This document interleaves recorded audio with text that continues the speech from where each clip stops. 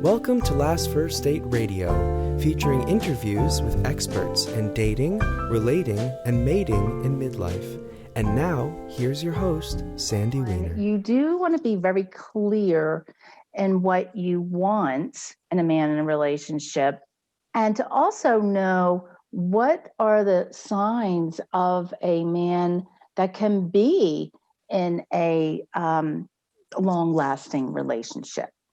And to be able to discern that very early on. This is episode number 462 with Kim Quick, getting married for the first time at 51.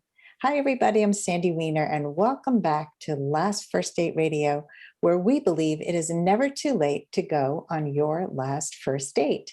And if you want some support along the way, I wrote a book just for you. It's called Becoming a Woman of Value, How to Thrive in Life and Love. And it's filled with 30 stories, tips, and exercises designed to help you step more fully into your value. Whether you're single or in a relationship, this book can help. And you can find it now on Amazon in Kindle or paperback. This week's tip from the book on Becoming a Woman of Value is step 24, which is practice saying no. No is a full sentence. I don't know if many of you are aware that you could just say no. And if you are saying yes when you mean no, you're actually a people pleaser and you're not in alignment with who you really are, your authentic self. So my whole book is based on stepping more into your authenticity, and saying no when you mean no can feel really hard at first. It can make you feel guilty, it can make you feel like, oh, I shouldn't have, I should just say yes. But the more you practice really speaking your truth, the more aligned you will be with who you really are at your core. So this week's challenge is to say no when you would normally say yes, by taking a little pause before you go into that auto yes, and even saying something like, hey, I need 24 hours before I can let you know my answer, if you need that pause. So try it. I think you'll like it. And before I bring Kim on, I would like to invite you to join our Facebook group. It's called Your Last First Date. And we are a large Facebook group that is monitored by 7 amazing monitors so that the group stays kind and positive and supportive. We don't allow people to just go off the rails and complain. This is a group that's guided. So if that's of interest to you and you're not yet a member, join us at Your Last First Date. And now for my guest, Kim Quick. She was 40, never married, and trapped in a cycle of dating unemotionally available men. She was determined to break this pattern and discovered the key reasons why she hadn't yet found this guy. She took action and found her amazing true love, and she got married at the age of 51. She shares this proven system with thousands of women who are having success in finding their true love as well. Welcome to the show, Kim. Thank you, Sandy. It's glad to be here with you. Well, I am excited to hear all about how you found love at 51 and got married for the first time. It's something that I think will bring hope to a lot of our listeners who are single and never married. So tell us a little bit about that romantic journey. I found myself, like, you were just sharing about me, over 40 and single, and really wanting to get married. And it wasn't from a lack of trying, because, I was doing online dating and getting fixed up, going out to bars, doing everything that I thought was right, but only to come up short with really dating men that didn't want a commitment. And I would end up staying in these relationships way too long, hoping that it was going to turn into something, and only to get hurt. And then finally I was like, I'm done. I'm the common denominator here. And, I want to get down to the bottom of why I kept being in relationships with men that didn't want to have a commitment with me.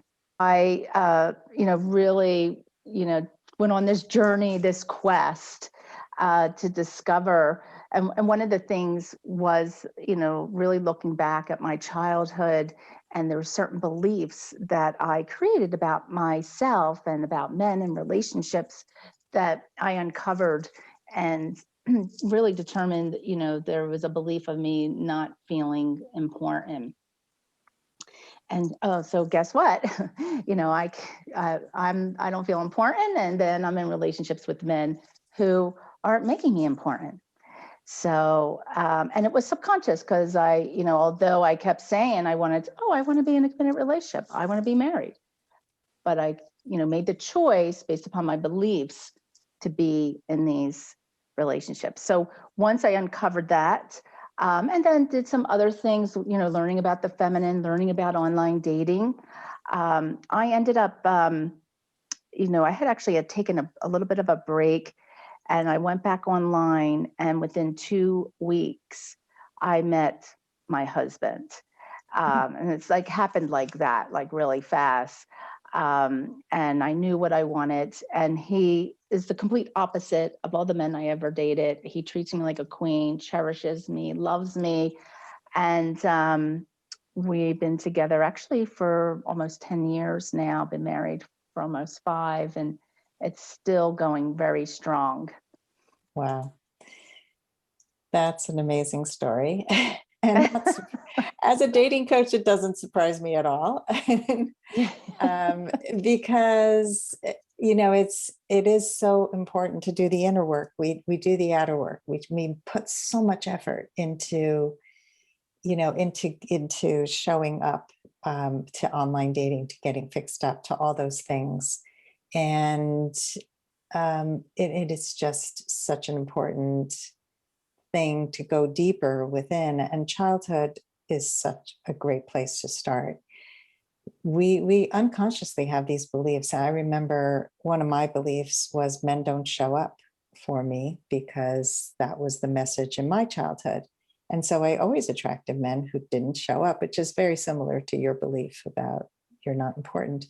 Men aren't going to show up because I didn't believe they would. And so men didn't think you were important because you didn't think you were important. And it's incredible when you believe that you are worthy and you learn some of these skills, they really transform your love life. So that was fast, 2 weeks. Wow. Yeah. So tell us some of the things that you've seen getting in the way of other women finding love, because now you are a dating coach and you work with women. Yes, I've been a dating relationship coach for the past 7 years. And I work with a lot of women that are in their more 40s, 50s, 60s, even 70, because, my journey, they can relate to it and to give them hope. And so when a lot of different things we can see, but, one thing is, and if you talk about beliefs, the belief of, well, I'm somewhat or somehow flawed because I'm older, or I'm this age, because there's such the perception that men only want younger women, and like I said, I'm somehow flawed because I'm an older or an aging, whatever you want to say. And that can have a lot of women not even date at all, so it's more like women getting back out there again. Some have been widowed, some have been through a couple of divorces or relationships, and it's a different way of dating now than it was 20 or 30 years ago. So there's some fears about that, and anxiousness, and then there's, like I said, the belief of thinking that, not really owning your value as a woman, who you are, because of your age. And so that's another belief we want to, uncover, because that's from, as you can see, the media, right? And magazines and TV, of how we have this perception about age. And when you can really just, going back to, like you said, the valuing yourself and owning you were this most beautiful woman, right, and have a lot to offer, and a lot of love to give, and and letting go, because it's, of course there's some men that want younger women, but you don't want those men anyway, right? And there's men out there that really looking for, that's not a factor. They want the essence of the woman and having fun with her and her intelligence, and so I would say, women later in age, that could be one of the things that getting in the way, is that perception. Yeah, I just did a video on that actually. Limiting beliefs. And that's one of the top ones. It's like, I'm too old, I'm too fat, I'm too stupid, I'm not rich enough, I don't own a house. So that's why men don't date me. There're just so many things that we can use as a limiting belief or an excuse, really, as to why you're not finding what you want, instead of looking within and saying, you know what? The right person does want a woman who's got wisdom that comes with age. That fear and anxiety about dating doesn't have to stay that way if we can learn the skills to get better at all the things that we're afraid of, right? Yeah. And that's a good point too, because, it's interesting how you talk about looking at gaining new skills, because we gain new skills in our career, right, to be successful in our careers, or we gain different skills, and to have maybe better health, working out and stuff like that, but we don't seem to think that we need skills to date. Yeah. And it's not taught in schools. It's not like we get a PhD in dating, and we're learning from role models, and so that's another area that I think, to turn around that, and that don't be embarrassed because you need skills in dating. It's smart, actually, to because that's where it's going to take you less time to find the one if you learn skills in dating. Absolutely. So let's talk about some of those skills or secrets in learning how to attract and date those quality men that everybody seems to be looking for and can't find. And I just want to say this too, it's the combination, like what we've been talking about earlier. Number one, you do want to really do the inner work and uncover those beliefs, because without that, none of the strategies and skills work. So number one, we definitely want to work on that first. And number two, the skills are that I recommend is, number one, you do want to be very clear in what you want in a man in a relationship. I say, you should be able to discern that within 3 dates, if not the first date, right? Mhm. And one of the things is, does the man honor you? And to also know, what are the signs of a man that can be in a long-lasting relationship? And and to be able to discern that very early on. Does he honor your feelings?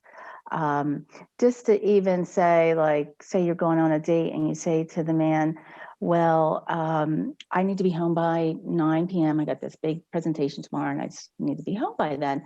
And then 9 o'clock comes along and he's like, oh, come on, step out. That is, to me, it's a deal breaker. Mhm. Because he's not honoring you. And so, but a lot of women will won't think about that, So, and I would even say too, having, like you were talking about actually in the beginning of the podcast, about how to say no, Mhm. and to ask for what you want. And how does the man respond when you ask for what you want? Does he honor you? Does he honor your feelings? A lot of times we step over these red flags because we don't know that. We weren't taught that. Yeah, those are important, really important keys to having a healthy relationship with somebody who is actually available. Let's take a quick break to hear from our sponsors. This episode is brought to you by Amazon Music Unlimited. You can listen to over 70 million songs and thousands of playlists and stations. Plus, you can now stream your favorite podcasts like Last First Date Radio. You can listen to any song, anytime, anywhere, on any of your devices, your smartphone, your tablet, your PC or Mac, Fire TV, and any Alexa-enabled devices like the Amazon Echo. Get Amazon Music Unlimited for free for 30 days. Just head on over to getamazonmusic.com/last first date to learn more and claim this offer. So let's talk about some more signs of somebody who is available. So you started with, does he respect your feelings and needs? And what are the other signs that he's somebody who's right, like a green flags? Well, I would say somebody that's consistently asking you out and calling you. Mm-hmm. I would say it's, somebody that you definitely have fun with, because if you're going to be spending the rest of your life with somebody, Mm-hmm. like he's got to be your best friend, financially stable. I think it's, if that's important to you, somebody that's honest, has integrity. He if he says he's going to call you, does he do that? Does he honor his word? Mm-hmm. Is he going above and beyond for you? And if you talk, especially if you look back at, you have a belief that you're not important. These are the things that, that maybe you didn't get as a child that you want to get in the man that, you want to spend the rest of your life with. Mm-hmm. Those things are going to be important to you. Do you someone that's going to cherish you and adore you? And I remember, my husband, my now husband, but when we were dating, like he called me on Tuesday to ask me out for the weekend. Mm-hmm. And that's something I'd never had before in dating. So he made, he made this big effort. He made me the priority. And then I tell this story too, like, I think we were on our fourth date and he called, we were supposed to go out on Friday night. He called me a couple days in advance, but he was like, hey, I gotta work. Can we change the date from Friday to Saturday? Mm-hmm. So in the past, I wouldn't honor myself and I'd be like, yeah, sure. Even if I probably had plans with girlfriends, I would have changed my plans just because I liked him. I wanted to, please him. And so, but I was like, nope, not this time. And I said, no, I can't. And I probably won't be available, for another week. So he's like, okay. And he hung up the phone and he called me back and he's like, I was able to change my work plans and I'm still available on Friday now if you are.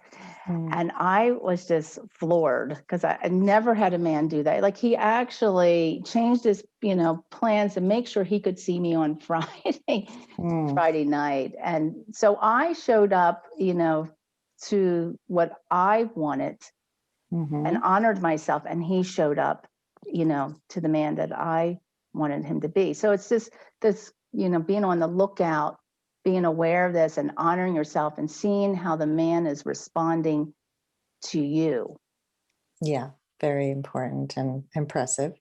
It's like so many women don't say anything at all. And people in general, I would say this is not a woman problem. This is a people problem. It's just don't say anything and just expect mind reading to happen. And that doesn't work, shockingly. Do you have any transformative stories of a client you worked with who went through some of these steps and was able to find her true love? Yeah, I one of my favorite stories was a woman who came to me.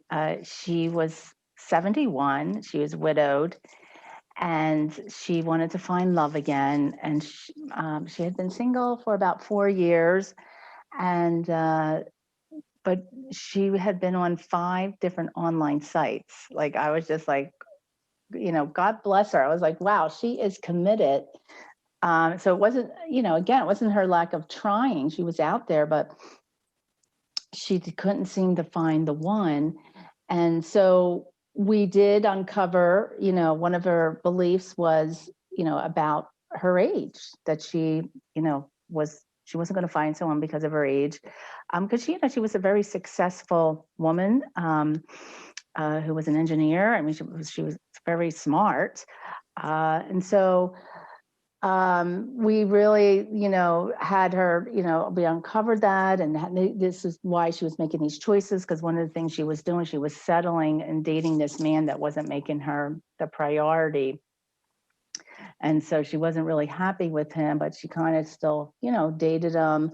Um, and once we uncovered that, you know what, you got to own, you're this beautiful, amazing. We create this persona. She was a sexy goddess, and who could have this adventurous, passionate, amazing romance with a man.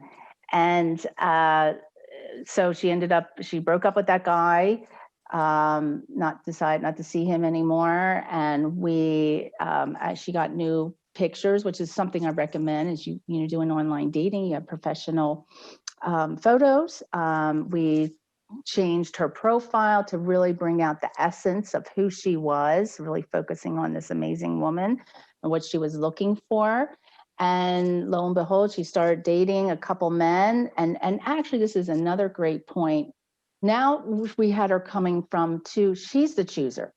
Mm-hmm. You're not waiting around, wondering, oh, does a man like me? No, I know what I want. So she had crystal clear clarity, and this is what I'm looking for. And so we're being very intentional, and I get to choose who I want. So, so we had her dating actually a couple men. Another thing that I recommend is, date a couple men at the same time. We have a lot of perception that, we don't really like doing that, but that actually brings in a lot of power. And gives you time to know somebody when you're dating, to be dating, a couple men at the same time.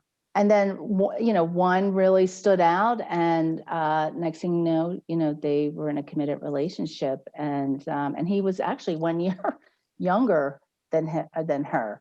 So, and she met him on Match.com. So, I love that story because it just shows, age isn't really a factor.